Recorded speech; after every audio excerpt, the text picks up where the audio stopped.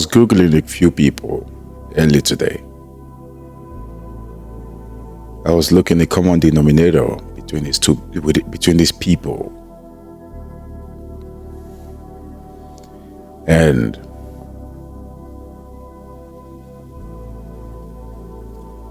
I was curious how most multi-billionaires or successful business people started their business.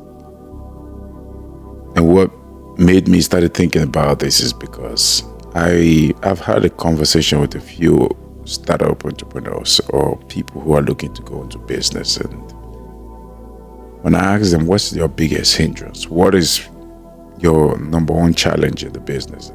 And most of them default into money. I need more money to fund my business. And I got curious. Is money really the problem or the challenge when it comes to starting business? I didn't go ahead and just answer the question. So I started doing a quick online search to see how true these statements are. So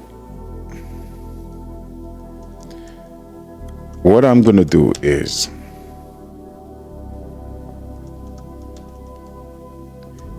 I'm going to look online. I'm going to read what I looked up a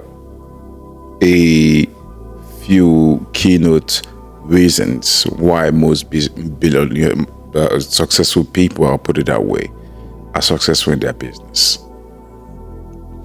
I'm going to read them out to you, and I'm going to talk more about them. So what I looked up online is how most billionaires started their business. And here's the result it gave me. It says most billionaires start their businesses as self-made founders, typically launching companies in their 30s within tech, finance, or retail, often after gaining early work experience and sales experience. While many stories highlight, for example, Jeff Bezos and Mark Zuckerberg launching in a garage or dorm, a significant portion leverage family connection or inherited wealth to take the initial risk. So, there are key ways billionaires started their businesses. While the biggest of them all started in their garage, and those who are not the biggest of them all started from family inheritance and connection. So, there are some points that came up on Google, and it says that a massive number of billionaires are entrepreneurs who identified a market need and launched their own companies. And it also said half of billionaires launched their first business before age 40. They often accumulated early ownership experience, leveraging technology. Many built fortune by applying new technologies to scale businesses quickly, such as software and AI, capitalizing on network effect. Corporate ladder executive. Some, though fewer, achieve billionaire status, not as founders, but by becoming top executives, earning wealth through high salaries and stock options.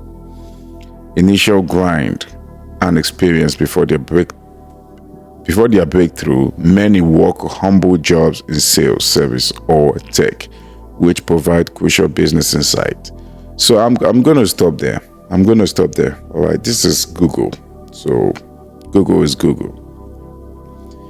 So whenever you're doing a math, and when you're doing an aggregation of collective evidence, you start looking at the extremes.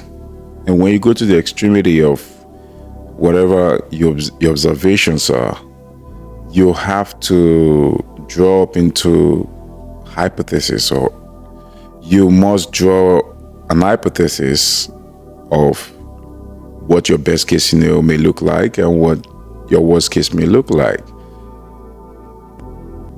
This is just a Google search, but it's a search that was pulled out of a Forbes website, the Forbes list, which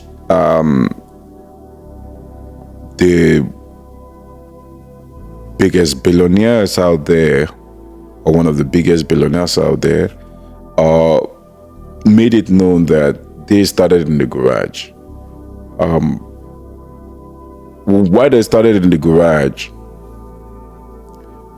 they used that opportunity to find what the market is really looking for, and then they invested more time and effort and equity into it. So, what is the conclusion out of this?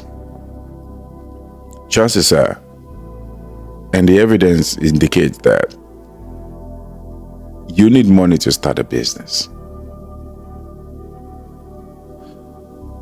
In the same token, the money is only useful when the business or the niche or the business, okay, I'm going to come again with that. The money is only relevant when the business is identified. What it means is, obviously, I believe at some point Jeff Bezos poured more money into Amazon to make it the big brand it is today. But he had to figure out what the business is first. So, same thing as Mark Zuckerberg. He had to find what the business is. And I don't really care who you are. You must find what your business is before you pour in all this money into it. So it goes back to why I started this conversation. Is money really the biggest problem for most entrepreneurs?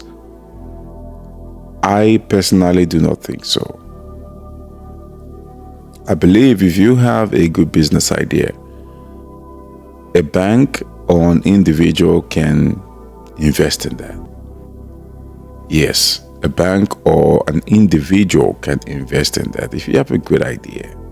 And it's not just a great idea, because ideas are just fictional possibilities. I'll put it that way. It's a fiction of possibilities. But when you